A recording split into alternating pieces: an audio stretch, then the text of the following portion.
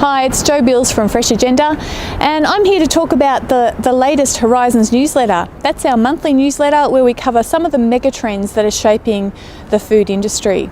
And some of the stories that we're profiling this month in Horizons: Domino's disappointed the share market with their latest round of results. While underlying profits grew 29% over the last year, that was short of analysts' expectations.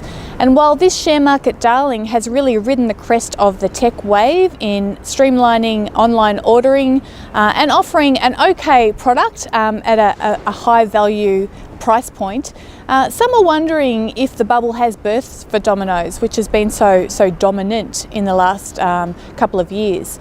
We now have Uber Eats, Deliveroo, other online apps that are offering a much larger variety of high quality food offerings. So is this a blip, or is this a change that Domino's going to have to reinvent itself for?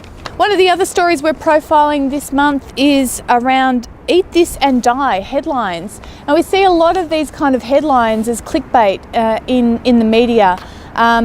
They'll reference some dubious science, they'll put in a sensational headline, and people, because food is so personal to them and their families, will click on that story and then take some of those alarmist findings on board. Now we've had a couple of writers from the US food industry who have complained about the media's complacency in not verifying these stories and reproducing results that aren't really credible, and also not going further into the agendas behind the people that are pushing the research. But is it just the media that's to blame? The food industry itself has really run a lot of fear-based marketing campaigns, and that's really contributed to the kind of distrust that we see out there in the food space. And in terms of our third story we're profiling, in Australia we've been hearing for decades about the opportunity that's right on our doorstep in Asia, and perhaps because we are so close to the region, we felt we've got a walk-up start when it comes to doing business in Asia.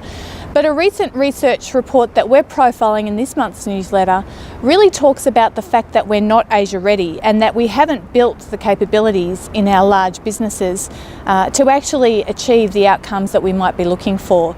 So it's a fairly sobering research report around Australia's capability. And the fourth story we're profiling this month is around the New Zealand federal election and New Zealand Labor's water policy, which involves taxing irrigators. Now, understandably, perhaps New Zealand farmers have been fairly outraged at the suggestion that they'll have to pay for water under this new policy, and have been quick to get on the attack in terms of this policy. But perhaps looking at some of the survey statistics out there about the general community and how they feel about the use of natural resources, New Zealand Labor might be onto something, and farmers might have to consider taking a different tack when it comes to these kind of issues. So there's some of the stories that we're profiling this month in Horizons. If you haven't already subscribed, please get on our website. It's absolutely free. It'll arrive in your inbox every month with the latest insights into the megatrends that are shaping food. I'm Jo Bills. See you next time.